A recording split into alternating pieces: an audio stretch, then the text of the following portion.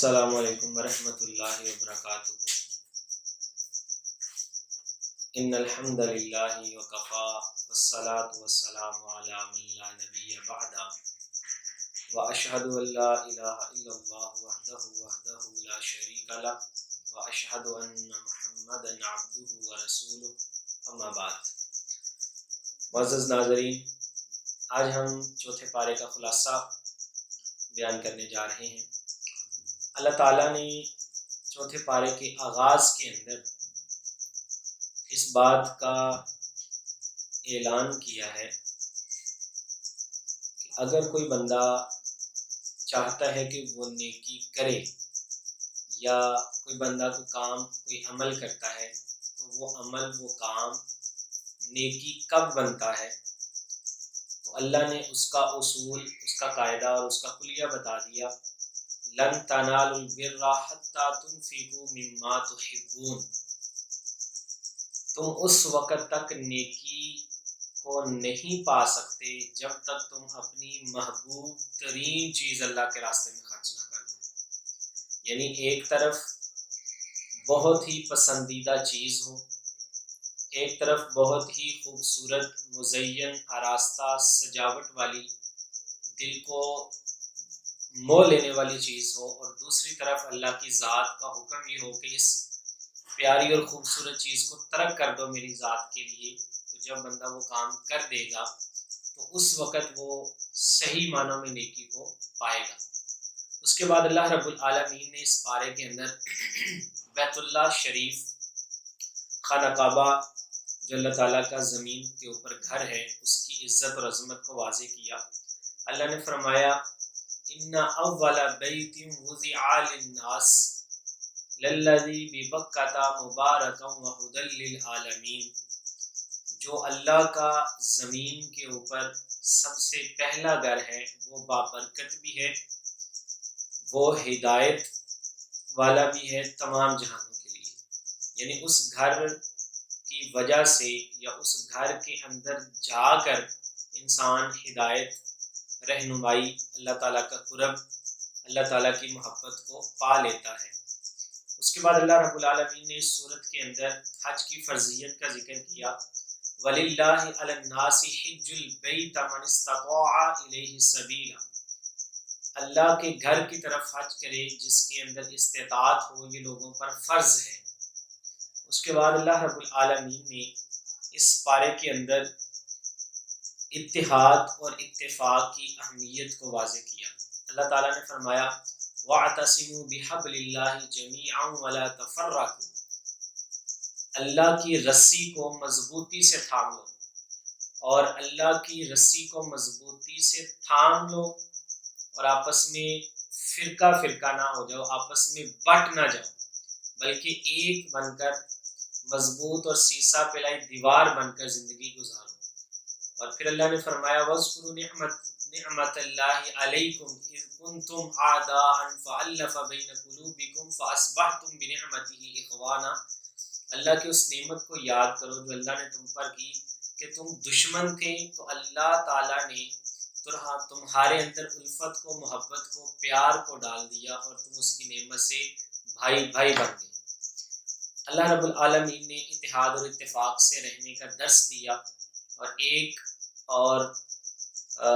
یگانگت اور اتحاد اس کے اوپر کاربن اور قائم رہنے کا درس دیا۔ اس کے بعد اللہ رب العالمین نے اس صورت کے اندر امت محمدیہ کی عظمت، شان، قدر اور منزلت بیان کی اور ساتھ ان کی ذمہ داری واضح کی۔ اللہ رب العالمین نے اس صورت کے اندر فرمایا کنتم خیر امت اخرجت للناس، تم بہترین امت ہو، تم اعلیٰ ترین امت ہو جو نکالی گئی ہو کس کام کے لیے؟ تأمرون بالمعروف وتنہون عن المنکر وتؤمنون باللہ، کہ تم لوگوں کو نیکی کا حکم دو گے اور برائی سے منع کرو گے اور تم اللہ کے اوپر ایمان لاؤ گے۔ یعنی امت محمدیہ کی عظمت اور عزت، قدر، شان، منزلت اس وقت اللہ کی بارگاہ میں ہے کہ جب وہ اپنی اس ذمہ داری کو پورا کر رہی ہوگی، وہ نیکی کا حکم دے گی اور برائی سے منع کرے گی۔ یہ شرط ہے، اگر یہ دونوں چیزیں مفقود ہیں تو پھر وہ اللہ تعالیٰ کی نظر میں بہترین امت کہلانے کے ہم لوگ حقدار نہیں ہوں گے۔ اس کے بعد اللہ رب العالمین نے اس پارے کے اندر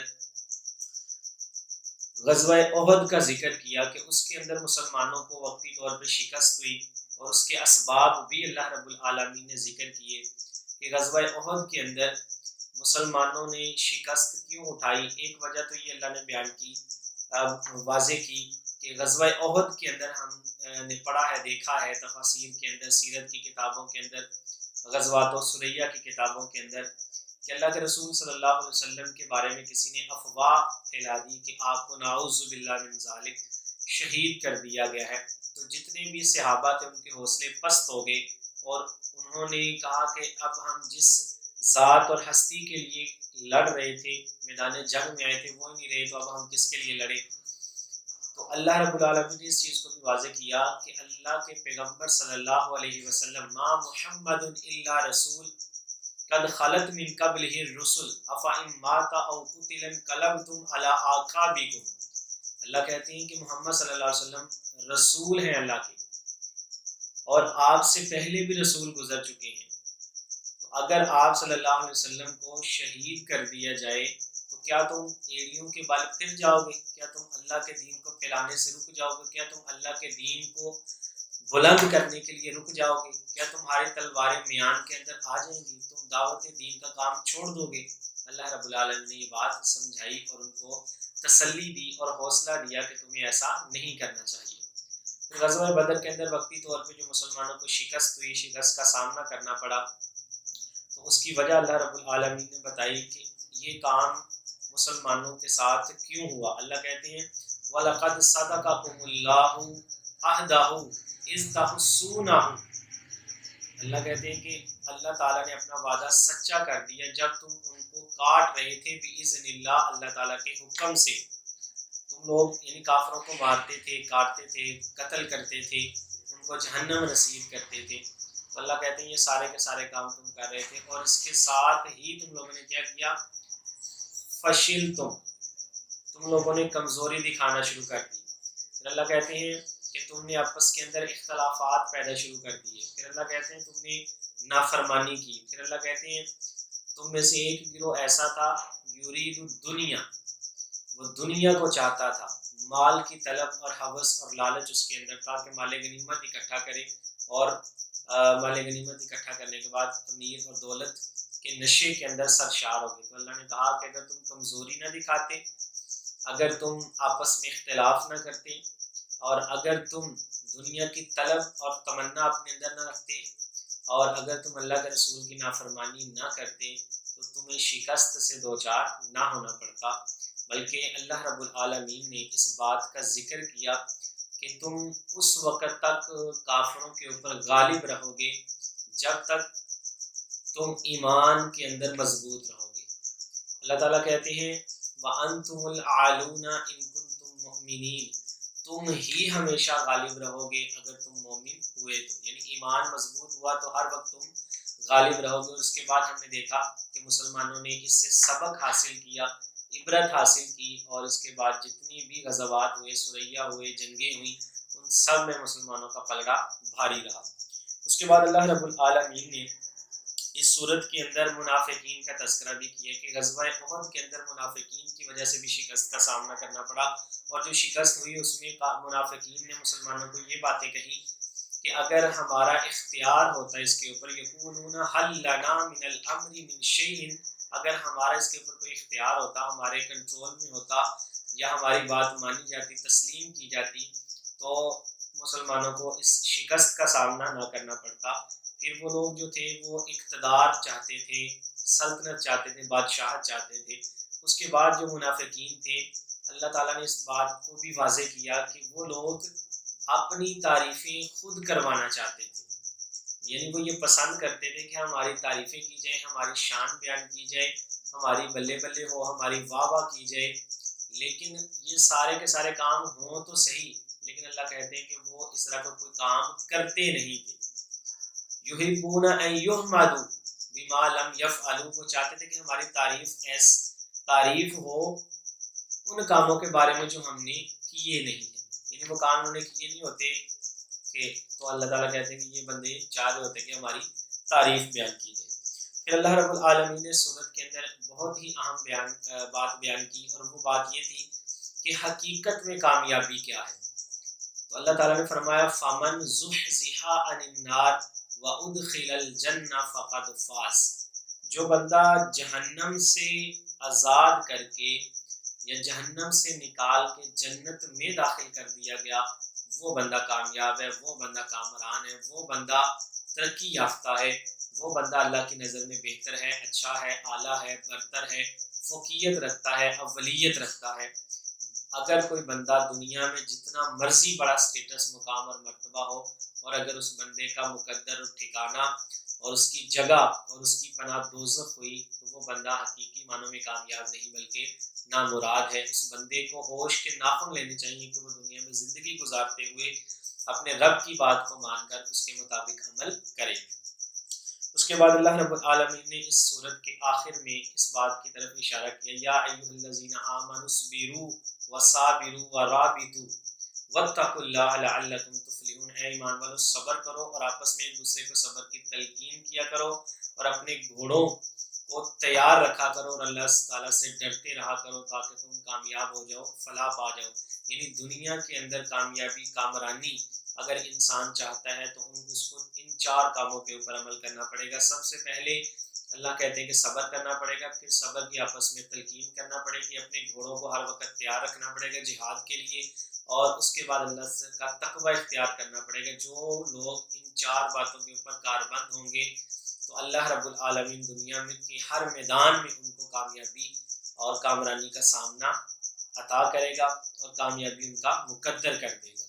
یہاں پہ سورۃ ال عمران ختم ہو جاتی ہے اور سورۃ النساء شروع ہو جاتی ہے۔ سورۃ النساء یہ جمع کا لفظ ہے، امرأۃ اس کا واحد ہے، اور النساء کا مطلب ہے عورتیں، اور اس میں چونکہ عورتوں کے احکام کو بیان کیا گیا ہے اس لیے سورت کا نام سورۃ نساء رکھ دیا گیا۔